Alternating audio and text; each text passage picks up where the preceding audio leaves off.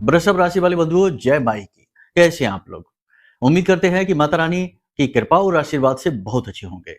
तो वृषभ राशि वालों, स्वागत है आप सभी का शिवप्रिया भिंड यूट्यूब चैनल में। आने वाले 5 से 7 दिन आपके जीवन में थोड़े भारी हैं। हो सकती हैं 3 नकारात्मक घटनाएं, ये आपके जीवन को बुरी तरीके से प्रभावित करेंगी, तहस नहस करेंगी। जी हाँ, आपके जीवन को 100% प्रभावित करने का दम रखती हैं ये 3 बड़ी नकारात्मक घटनाएं। इनके बारे में जान लीजिए। कोई आपको नहीं बताएगा। आपको लगेगा कि हम नकारात्मक बातें ज्यादा करते हैं, लेकिन जीवन नकारात्मकता से पूरी तरह से परिपूर्ण है।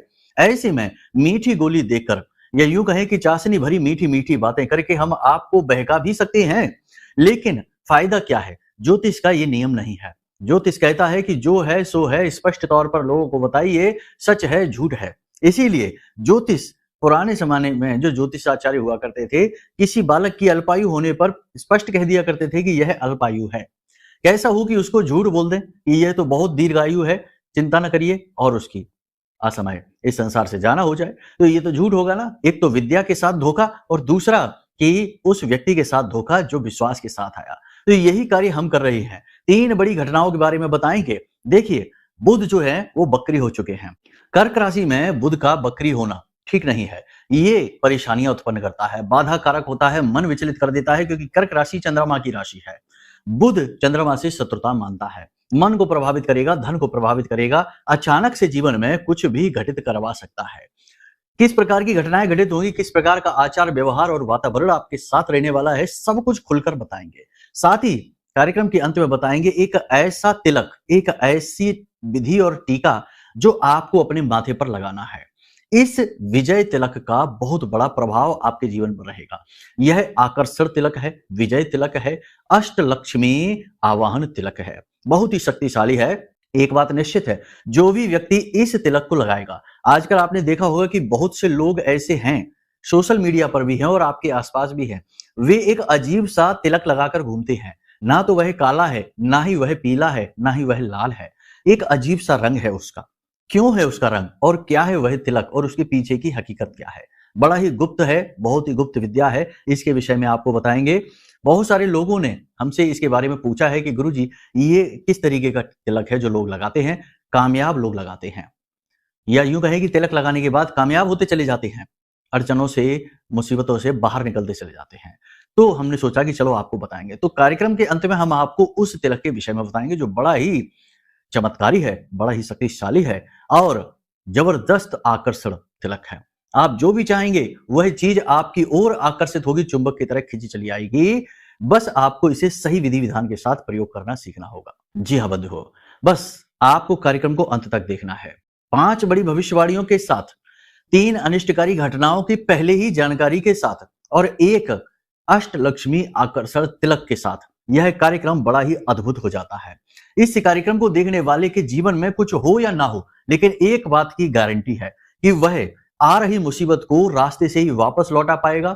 दूसरा कि वह कुछ ऐसा अद्भुत गुप्त सीख कर जाएगा जिसे यदि उसने अपने जीवन में उतार लिया तो उसके आसपास की ऊर्जाएं जो है, उसके देवी देवता हैं, उसकी पूजा पाठ अनुष्ठान के जो कर्म हैं, पुण्य कर्म हैं, वे प्रतिफल देना शुरू कर देंगे। जी हाँ, क्योंकि वह अपनी नकारात्मकता को काटने में सक्षम रहेगा। जी हाँ, तो ये चीजें जरूर काम करेंगी। आप बस इन्हें ठंडे दिमाग से समझिए, जीवन में उतारिए और भाव बनाकर रखिए। ठीक है, सावन का पवित्र महीना चल रहा है। भोलेनाथ ने चाहा, महामाई ने चाहा तो जीवन अद्भुत ढंग से बदलेगा, इस बात की गारंटी है। बहुत ही अच्छे संकेत आ रहे हैं, बहुत ही अच्छे संदेश आ रहे हैं। लोग हमारे यहाँ फोन करते हैं, मैसेज करते हैं, जो उपाय विधियां हम बता रहे हैं, लोग बड़े मनोभाव के साथ उन्हें अपने जीवन में उतार रहे हैं और उनके चमत्कारी परिणाम भी उन्हें प्राप्त होते जा रहे हैं। तो बड़े खुश हैं, इसलिए खुशी में फोन करते हैं। धन्यवाद के लिए हम कहते हैं धन्यवाद महामाई को करो, हमें ना करो, हम तो छोटे से निमित्त मात्र हैं, एक कीड़े मकोड़े जैसी हैसियत रखते हैं। महामाई ही हैं जो सब कुछ आपके जीवन में करवा रही हैं, आपको विवश कर रही हैं कि इन चीजों को जीवन में लेकर आओ, क्योंकि इन्हीं से आपका उद्धार होना है। ये दवाइयां जैसी होती हैं। ठीक है, तो उम्मीद करते हैं सारी बातें आप समझ रहे हैं। कार्यक्रम में अंत तक जरूर ठहरेंगे। तो चलिए महामाई को याद करते हुए, भोलेनाथ को याद करते हुए कार्यक्रम की शुरुआत करते हैं। कमेंट बॉक्स में पूरे भक्ति भाव के साथ लिख डालिए, जय मां भद्रकाली कृपा करो, जय भोलेनाथ। जी हाँ, अवश्य लिखिए। भाव यदि मन में और गहरा है महामाई के लिए तो कमेंट बॉक्स में ये भी लिखना कि मैं भी महामाई के परिवार का हिस्सा हूं। माई के परिवार का हिस्सा बनना बहुत ही सौभाग्य की बात है और ये सौभाग्य आज आपको खुद चलकर दरवाजे पर आया है, मिल रहा है। इसे जाने नहीं देना है, ठीक है? चलिए अब अपने मूल विषय को शुरू करते हैं। प्यारे मित्रों, हमारे अत्यंत प्रिय और परम पूज्य अमिताचार्य जी के पास मां बगलामुखी और मां भद्रकाली की साधनाओं का वर्षों का अनुभव है और माता रानी की इनके ऊपर पूर्ण कृपा और सिद्धि है। आचार्य जी ने अपने सटीक कुंडली विश्लेषण और श्रेष्ठतम उपायों के माध्यम से हजारों लोगों के जीवन को खुशियों से भरा है। आचार्य जी का कुंडली विश्लेषण और उपाय करवाने का तरीका इतना अद्भुत है कि जीवन के हर एक दुख और कष्ट का कारण जड़ से ही समाप्त हो जाता है। फिर समस्या चाहे जैसी भी हो, कर्जा बहुत बढ़ गया हो, व्यापार चल नहीं रहा हो, बीमारियों में आप बर्बाद हो चुके हो, रिश्तों में प्रेम समाप्त हो चुका हो, या फिर नौकरी ही ना मिल रही हो, विवाह में देरी होती हो, कैसी भी समस्या हो, इन समस्याओं का कारण क्या है, कौन सी महादशा परेशान कर रही है, कौन सा दोष लगा हुआ है, सब कुछ आचार्य जी इतना सटीक बताते हैं कि वर्षों वर्ष के दुख कुछ ही दिनों में समाप्त हो जाते हैं। अगर आपके जीवन में भी कोई ऐसी संकट की घड़ी है तो यही सही समय है जब आप पूज्य आचार्य जी के हाथों से अपनी कुंडली का विश्लेषण करवाएं और वर्षों से चल रहे दुखों और संकटों के इस चक्र से बाहर निकल जाए। प्यारे मित्रों, अभी वीडियो में दिए गए नंबरों पर फोन करिए और अपनी कुंडली का श्रेष्ठतम आकलन करवा डालिए। जिंदगी बदलने का ये सबसे बड़ा मौका हाथ से मत जाने दीजिएगा। जय माई की, महामाई आपका कल्याण करे। सबसे पहली भविष्यवाणी की बात करते हैं। 5 बड़ी भविष्यवाणियां, कुछ शुभ, कुछ अशुभ, कुछ अच्छी, कुछ बुरी। देखो, जो होगी स्पष्ट होगी, कहेंगे स्पष्ट तौर पर। हो सकता है कि कुछ चीजें आपके जीवन में घटित हो ही ना, कुछ चीजें आपके जीवन में घटित हो जाएं। ज्यादातर 70 से 80% तो भविष्यवाणी आपके जीवन से मैच करेंगे, लेकिन कुछ हो सकता है ना भी करें, क्योंकि ये आपकी कुंडली का विश्लेषण नहीं है, ये आपकी राशि का विश्लेषण है, ग्रहों की चाल का विश्लेषण है। इसलिए कुछ अलग भी हो सकता है। विशेष तौर पर अपने बारे में जानना है कि आपके जीवन काल में खास तौर से चल क्या रहा है, तो उसके लिए कुंडली विश्लेषण कराइए, ठीक है? नंबर वीडियो में दिया गया है। तो चलिए सबसे पहले ध्यान से सुनिए। देखो, स्थिति कैसी रहेगी? स्थिति ऐसी रहेगी अगले 5 से 7 दिनों में कि आप बाहर से तो शांत दिखाई देंगे, मुस्कुराते हुए दिखाई देंगे, बिल्कुल ही कूल, एकदम ठंडे दिखेंगे, लेकिन अंदर घमासान होगा, मन में द्वंद्व होगा, किसी बात को लेकर विचारों में उथल पुथल मची होगी, मन अशांत रहेगा। बाहर से आप ठंडे दिखाई देंगे, अंदर से आपका मन खौल रहा होगा, विचारों की भाग दौड़ लगी होगी, कुछ जोड़ रहे होंगे, कुछ घटा रहे होंगे, कुछ योजनाएं बना रहे होंगे, कुछ लेन देन के बारे में विचार कर रहे होंगे, कर्जा कैसे चुकाए इसके विषय में, व्यापार कैसे बढ़ाएं इसके विषय में, धर्म आध्यात्म में कैसे जाएं इसके विषय में, कुछ ना कुछ चलता रहेगा मन में। तो कहने का मतलब यह है कि आप दिखेंगे जैसे वैसे अंदर से नहीं। दूसरा कि आप किसी काम पर फोकस नहीं कर पाएंगे। जी हाँ, इसका बुरा प्रभाव आपके जीवन पर पड़ेगा, आपके काम पर पड़ेगा। मन कहीं और, तन कहीं और की स्थिति में आप रहेंगे। ये स्थिति अच्छी नहीं है। किम कर्तव्य विमूढ़म की स्थिति है, ये आपके जीवन की बाधक होगी, इससे बाहर निकलने का प्रयास करें, ठीक है? पहली चीज तो ये। दूसरा, कर्ज लेने वाले लोग आपको परेशान करेंगे। जी हाँ, कर्जा परेशान करेगा, लोग फोन करेंगे, अगले 5 से 7 दिनों में फोन करेंगे, टोकेंगे, रोकेंगे, लांछन लगाएंगे, आरोप लगाएंगे। कर्जा न चुका पाने की वजह से आपको पीड़ा होगी, कष्ट होगा। हालांकि आप अपने दिमाग में गणित खूब लगा रहे हैं कि इसे कैसे चुकाएंगे, क्या करेंगे, क्या नहीं करेंगे, लेकिन समय सीमा से बाहर जा चुके हैं, इसलिए लांछन लगेंगे, इसलिए पीड़ाएं बढ़ेंगी, दबाव बढ़ेगा और इस वजह से आप थोड़े से मन से दुखी रहेंगे और मन खराब भी रहेगा। होना ही चाहिए क्योंकि स्थिति ही ऐसी है, दुर्भाग्य ने ऐसी स्थिति में लाकर खड़ा किया, लेकिन कोई बात नहीं, आप इनसे बहुत जल्दी बाहर निकलेंगे, ठीक है? तीसरी, नौकरी करते हैं तो कार्यस्थल पर किसी प्रकार की गलती करेंगे, कोई ऐसी गलती करेंगे जिससे उच्च अधिकारियों की डांट खानी पड़ेगी और जो आपके शत्रु हैं, जो आपके सहकर्मी हैं, उनमें ही आपके शत्रु छुपे हैं, आपसे नफरत करने वाले लोग छुपे हैं, वे इस बात का लाभ उठा लेंगे। आपको नीचा देखना पड़ेगा। कहने का मतलब यह है कि मान सम्मान में कमी आ सकती है। हालांकि कार्यस्थल पर इसका बुरा प्रभाव नहीं रहेगा, लेकिन आपको खुद को अच्छा महसूस नहीं होगा, ये बात है। तो थोड़ा सा अलर्ट रहिए, काम पर फोकस करिए। हमने पहले ही कहा है कि ऐसा रहेगा कि मन काम में नहीं लगेगा, एक जगह फोकस नहीं बनेगा। एक अजीब सा मन में द्वंद्व बना रहेगा, जिसकी वजह से फोकस की काबिलियत कम हो जाएगी। ठीक है, तो इस पर थोड़ा सा ध्यान देने की जरूरत है। देखो, जो बातें हम आपको बता रहे हैं, ये बातें आपके जीवन काल में घटित हो रही हैं। अब जरूरत है कि किस प्रकार से इनसे हम लड़ें, इन्हें हैंडल करें और इनसे बाहर निकले। आजीवन तो इस प्रकार की स्थिति में रह नहीं सकते, तो वही हम आपको समझा रहे हैं। अपने मन पर नियंत्रण रखिए। जिन कार्यों को आप कर सकते हैं, जो आपकी सीमा में हैं, आपके काबू में है, केवल उनके बारे में विचार करिए। आपकी सीमा से बाहर की चीजें हैं, उन चीजों पर से अपना ध्यान, अपना फोकस हटा दीजिए। वे केवल और केवल आपको परेशान करने के लिए आ रही हैं।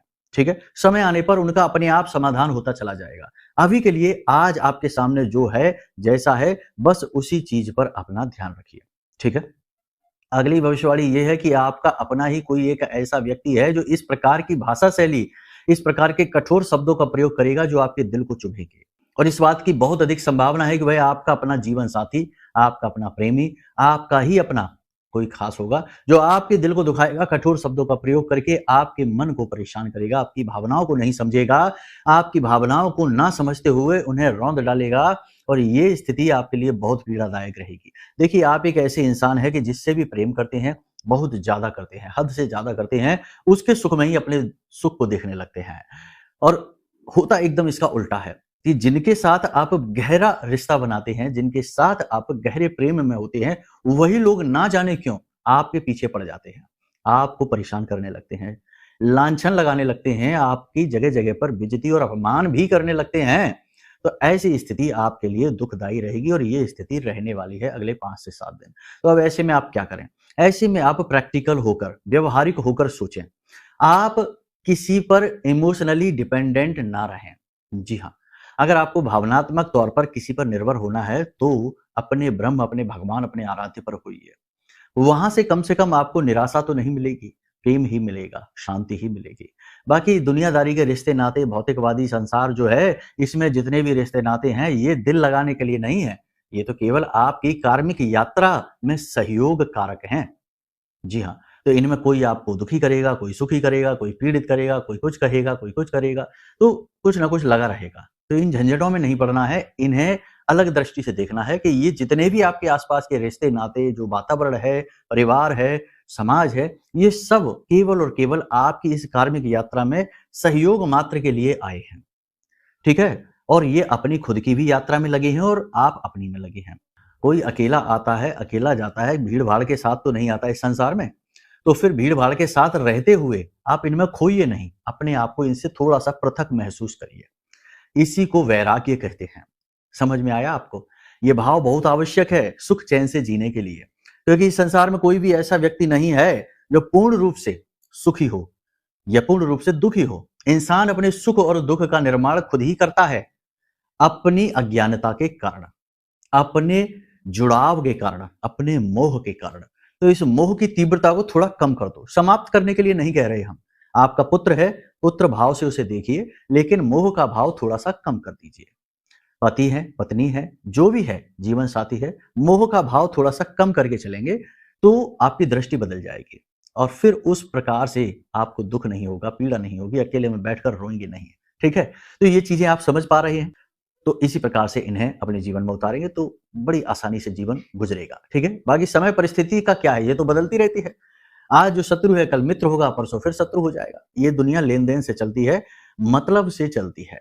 ठीक है? मतलब के अनुसार ही लोग शत्रु और मित्र बनते रहते हैं, चाहे अपने हो, चाहे पराए हो। ये देखो, बातें कड़वी ज़रूर हैं, कठोर हैं, लेकिन यही सच्चाई है, तो करें क्या?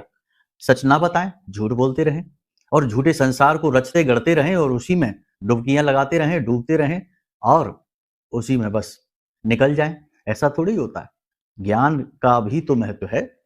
तो चलिए, यहाँ तक आपने समझ लिया। अपनों से ही आहत नहीं होना, अपनों से ही चोटिल नहीं होना है, मन में छोटी-छोटी बातों को नहीं लगाना है और मन में विचारों की अधिकता नहीं रखनी है। केवल उतने विचार रखिए जितनों की आवश्यकता है, बाकी भीड़-भाड़ को हटा दीजिए। जब जो आएगा तब ऐसा देखा जाएगा। ठीक है? किसी बात को लेकर मजाक उड़ सकता है, आपकी कोई हरकत, आपकी कोई पुरानी गलती, आपकी कोई ऐसी चीज़ जिसको लेकर मजाक उड़ाया जा सकता है आपके अपनों के द्वारा ही। फिर से वही बात आ गई कि चोट लगेगी, बातों से, शब्दों के बाण आपको भेदेंगे। तो यहाँ पर आपको व्यावहारिक होकर सोचना है, हम आपको समझा चुके हैं। कुछ अच्छी घटनाएँ होंगी जिनके बारे में बात कर लेते हैं, जैसे कि कानूनी मामलों में आपको राहत मिलेगी। किसी प्रकार का कोई कानूनी मामला है, कोर्ट कचहरी का विवाद है, या किसी प्रकार का कोई सरकारी कोई भी ऐसा मामला है जिसमें कि आप उलझे पड़े हैं, वहां आपको राहत मिलेगी। लेकिन स्वास्थ्य की दृष्टि से, यानी कि अचानक होने वाली घटना बंद नहीं होगी। कुछ ना कुछ अचानक ऐसी घटनाएं घटेंगी। कैसी? कि अचानक से आप फिसल सकते हैं, चोट लग सकती है, गिर सकते हैं कहीं से ऊंचे स्थान से, तो उससे भी चोट लग सकती है। वाहन आदि से भी छोटी मोटी दुर्घटना ही सही, दुर्घटनाग्रस्त हो सकते हैं। तो इसके लिए थोड़ा सा आपको संभल कर रहना। एक और खास बात आपको बता दें कि अगले 5 से 7 दिनों में अग्नि से भय है, थोड़ा संभल कर रहना है, ठीक है ना? थोड़ा बहुत ही सही, लेकिन जल सकते हैं, तो संभल कर रहने की आवश्यकता है। धर्म के प्रति आपका रुझान बढ़ेगा। पूजा पाठ अनुष्ठान करते दिखाई दे रहे हैं। उपाय, क्रियाएं, मंत्र जाप, पूजा पाठ अनुष्ठान करते दिखाई दे रहे हैं, ये तो बहुत अच्छी बात है। इसी से तो उद्धार होना है, यही तो आपके उत्थान का कारक बनेगा। तो ये भी करते आप दिखाई दे रहे हैं, जो कि बहुत अच्छी बात है। इसी के साथ साथ आप अपने गुरु खुद बनेंगे। देखो, पहले तो दुखी, परेशान, व्यथित मन से, लेकिन फिर जब कहीं से कोई आस नहीं, तो अपने स्वयं के गुरु बन जाएंगे। खुद को समझाएंगे, खुद का मार्गदर्शन करेंगे, खुद को दुखों से, तकलीफ से बाहर निकालने का मार्ग खुद को ही सुझाएंगे। ठीक है? यानी स्वयं के गुरु खुद बनेंगे। ये एक विशेष बात, और ये विशेष गुण आपके अंदर है। आप परेशान बहुत हो जाते हैं, व्यथित हो जाते हैं, लेकिन फिर आप खुद को ही समझाकर, बुझाकर अपनी उस परिस्थिति से खुद को बाहर निकालते हैं, और वही कार्य आप करेंगे अगले 5 से 7 दिनों में। ठीक है? सेहत पर विशेष ध्यान देंगे, योग, प्राणायाम, आध्यात्म पर ध्यान देंगे, खान-पान पर भी ध्यान देंगे। यात्राएं रह सकती हैं जिनकी वजह से थोड़ा बहुत स्वास्थ्य गड़बड़ हो सकता है, ज्यादा कोई बड़ी परेशानी नहीं आएगी। हाँ, शरीर में दर्द, हल्का-फुल्का बुखार, ऊर्जा की कमी, थकान, ये सारी चीजें रह सकती हैं। शरीर में स्थूलता बढ़ेगी। ठीक है? लेकिन मनोबल की सहायता से आप स्थूलता से बाहर निकलेंगे, अपने काम को करेंगे। थोड़ा लेट लपेट जरूर होगा, लेकिन कर जरूर लेंगे। ये इतनी बड़ी बात नहीं है जिसको हम डिस्कस करें। अब बात करते हैं 3 बड़ी घटनाओं के बारे में। सबसे पहली घटना, ध्यान से सुनिए। हमने अभी आपको बता दिया अग्नि से भय है। देखो, अभी बता दिया है, फिर से बता रहे। क्यों बता रहे? क्योंकि ये बड़ी घटना है। अग्नि से भय का मतलब है कि कितनी ही बड़ी भय। वैसे तो हमने कहा कि छोटा मोटा हो सकता है, लेकिन ये तो मन को खुश करने वाली बात है। सच्ची बात तो ये है कि क्या पता कितनी, हाथ या उंगली या अंगूठा, कितना। तो ये आपको यहाँ पर अलर्ट रहना है, सतर्क रहना है, इस चक्कर में ही नहीं पड़ना है। ठीक है? जहां अग्नि है, जहां अग्नि से जुड़ा कार्य है, वहां से थोड़ा सा दूरी बनाकर चलिए। समझदारी इसी में है। ठीक है? देखो, जो बात है वैसे ही बता रहे हैं आपको, कोई बहकाने वाली बात नहीं है, डराने वाली बात नहीं है। अगर कोई कहता है कि आगे संभल कर चलो, रास्ता खराब है, पुलिया टूटी हुई है, तो ये वो डरा नहीं रहा है, वो आपसे सही बात कह रहा है। नहीं मानेंगे तो फिर टूटी है पुलिया, जाके सीधे, समझ रहे हैं ना आप हमारी बात? तो फिर ये बातें सुनने में कड़वी लगती हैं, लोगों को मीठा-मीठा सुनने की आदत है। झूठ भले ही बना रहे, बस मीठा हो। ठीक है? ये समस्या है दुनिया की, क्या करें? हम तो सच कहेंगे, माई के सेवक हैं, माई की सेवा करते हैं, सत्य का साथ देते हैं, सत्य ही बोलते हैं। समस्या ये है कि इस कलयुग में सत्य रूखा सूखा कड़वा हो गया, सुंदर भी नहीं रहा, ये समस्या है। दुर्घटना का भय है, वाहन संभल कर चलाना है। स्थिति लंबे समय से ऐसी ही बनी है, अभी भी बनी है। वाहन संभल कर चलाना है, ना चलाएं, ज्यादा बेहतर रहेगा अगले 5 से 7 दिनों में। ठीक है? शत्रु भय है, शत्रु परेशान करेगा, शत्रु प्रबल होगा, कार्यों में सफल होगा, परेशान करेगा। तो आपको क्या करना है? 3-4 तरीके से सावधानी रखनी है। किसी के घर जाकर भोजन नहीं करना है, किसी के द्वारा दी गई चीज का को खाना नहीं है, पहनना नहीं है, धारण नहीं करना है। दूसरों की चीजों से कुल मिलाकर दूरी बनानी है, दूसरों से थोड़ा सा दूरी बनानी है, ताकि कोई तंत्र मंत्र ना कर सके, कोई नकारात्मक ऊर्जा ना आपकी तरफ भेज सके, ताकि कोई किसी प्रकार की साजिश षड्यंत्र ना रच सके। क्योंकि आप हैं भोले भाले इंसान, आप नहीं समझते ये टेढ़ी मेढ़ी उल्टी सीधी दावपेच वाली बातें। ठीक है? आप तब समझते हैं जब आपके साथ ये घटित हो जाती है, तब आपको समझ में आता है कि क्या घटित हो गया, आप कैसे बच सकते थे। लेकिन वो बुद्धि भगवान ने आपको दी नहीं है तिकड़मबाजी वाली, आपको बुद्धि भगवान ने सीधी सरल दी है। इसलिए आपको दुख ज्यादा है, कठिनाइयां ज्यादा हैं। खैर, कोई बात नहीं है, भगवान आपके साथ हैं। अब बात करते हैं उस उपाय की जिसके बारे में हमने कार्यक्रम की शुरुआत में ही आपको बताया था। बहुत ही खास, बहुत ही बढ़िया उपाय है, इसे करके जरूर देखना। 7 दिनों के अंदर अंदर रिजल्ट आपको मिलने शुरू हो जाएंगे। जी हाँ, तो ध्यान से सुनिए, करना क्या है आपको। आपको एक मिट्टी का दिया लेना है। ठीक है? मिट्टी के दिए में आपको थोड़ी सी पीसी हुई हल्दी, थोड़ी सी दालचीनी डालनी है। ठीक है? अब आपको इस सामग्री में थोड़ा सा इत्र डालना है। और इत्र कैसा डलेगा? इत्र 5 प्रकार का होना चाहिए। ये 5 प्रकार का इत्र आप इसमें डालेंगे और इसे घोलेंगे और इसमें थोड़ा सा गंगा जल भी मिलाएंगे। ठीक है, कैसे करेंगे आप, कौन कौन से वो इत्र हैं, इत्र का आप नाम ध्यान से समझ लीजिए। गुलाब, बेला, चंदन, चंपा और नाग चंपा, ये 5 प्रकार का इत्र है। इसको मिला लेंगे, 2-2 बूंदे डाल देंगे और इसे मिलाकर एक मिश्रण तैयार करेंगे। अब जब भी आप घर से बाहर निकलेंगे तो इस चीज से, यानी ये जो आपने सामग्री बनाई है, इससे अपने माथे पर अपनी इस जो आपकी अनामिका उंगली है, इस उंगली से आपको टीका लगाना है। टीका लगाते समय आप मन में इस भाव को रखेंगे कि हे महालक्ष्मी, आप हमारे जीवन में आइए, हमारे दुखों का नाश करिए, हमारे जीवन से कष्ट और तकलीफों को मिटाइए। हमें आपके प्रेम की आवश्यकता है, हमें आपकी कृपा की आवश्यकता है। इस प्रकार से आपको मन में भाव रखना है और मन ही मन आपको इस मंत्र को भी बोलना है। देखो, भाव तो आपके मन में रहेगा, उसे तो आप बोलेंगे नहीं, लेकिन आप इस मंत्र को बोल सकते हैं, उच्चारण भी कर सकते हैं। 3 से 5 बार बोलेंगे, उतने में ही काम हो जाएगा। मंत्र बहुत ही शक्तिशाली है, पहले भी हमने आपको बताया है, बहुत ही सरल भी है। ध्यान से सुनिए। ओम ह्लीम क्लीम श्रीम नमः। इसमें 3 देवियों का जो है ना सम्मिश्रण है, बहुत ही शक्तिशाली है ये मंत्र। माँ बगलामुखी का, माँ काली का और महालक्ष्मी का। तो आपको इस मंत्र को बोलते हुए इस टीके को लगाना है और बेधड़क होकर घर से बाहर निकल जाइए। अगर आपके अंदर पॉजिटिव ऊर्जा बहुत ज्यादा है, यानी आप सकारात्मक हैं, उल्टे सीधे कार्य नहीं करते हैं, यानी कि व्यसनी नहीं हैं, शुद्ध शाकाहारी भोजन करते हैं, साधारण जीवन जीते हैं, तो पहले ही दिन से आपको इसका प्रभाव दिखाई देगा। लोग आपसे प्रभावित होने लगेंगे, धन आपकी ओर आकर्षित होने लगेगा, बिगड़े काम आपके बनने शुरू हो जाएंगे। और यदि आप अपनी आदतों में धीरे धीरे सुधार लेकर आ रहे हैं तो 3 से 5 दिनों में आपको इसका फर्क दिखाई देगा। शर्त केवल इतनी सी है कि आपको इसका दुरुपयोग नहीं करना है। कहने का मतलब यह है कि आप एक तरफ तो गलत कार्य करते रहें, जैसे कि ब्याज का व्यवसाय करते रहें, नकारात्मक कार्य करते रहें, लोगों को दुख तकलीफ पहुंचाते रहें, और दूसरी तरफ आप ये तिलक लगाकर घूमें, इससे काम नहीं बनेगा, इससे तो बात बिगड़ ही जाएगी। महिलाओं का अपमान नहीं करना है और उल्टी सीधी चीजों का सेवन नहीं करना है। इतनी सी बस सावधानी है। अपने व्यवहार को शांत रखिए, अपने शब्दों पर पूरा नियंत्रण रखिए, अब शब्दों का भूलकर भी प्रयोग नहीं करना है। इस सामग्री को जिसे आप बनाएंगे, इसमें इत्र आपको खाली एक बार डालना है। बाद में जब ये सूख जाए, क्योंकि सूखेगी ही, हल्दी है, तो आप इसमें पुनः गंगा जल डालकर इसे नया ताजा बना लें। और इस सामग्री को आपको रखना है अपने पूजा घर में उत्तर दिशा में। उत्तर दिशा जो है वो अवसरों की दिशा होती है, धन के आगमन की दिशा होती है, खुशियों के आगमन की दिशा होती है, वहां आपको ये रखना है।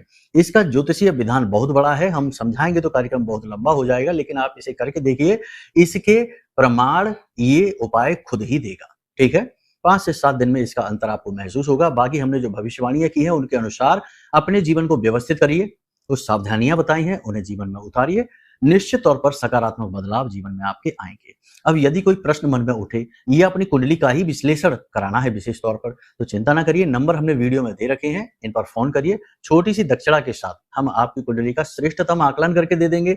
समस्याएं क्या समस्याएं चल रही हैं इसे बता देंगे, और इनके समाधान क्या है ये भी आपको हम बता देंगे, और उसके बाद तो जीवन में सुख की धारा आएगी ही। ठीक है, तो चलिए बंधु, कार्यक्रम को यहीं विराम देते हैं। हमेशा हंसते रहिए, मुस्कुराते रहिए, सकारात्मक रहिए। महामाई पर अपनी आस्था और विश्वास जरूर बनाकर रखना, क्योंकि आपका उद्धार तो वहीं से होना है। तो प्रेम से बोलिए जय माई की। हमारे प्रिय और परम पूज्य आचार्य जी ने अपनी साधनाओं के अनुभवों पर आधारित शक्तिशाली उपाय और क्रियाओं के माध्यम से हजारों लोगों के जीवन को पूरी तरह से बदला है। आचार्य जी के द्वारा बताया गया हर एक उपाय इतना सटीक और कारगर होता है कि जो भी इसे पूरे भाव के साथ कर लेता है, उसे साक्षात महामाई की कृपा और आशीर्वाद प्राप्त हो जाती है। इसलिए निसंकोच इन उपायों को पूरे भाव के साथ करिए, आपका कल्याण होगा। जय माई की।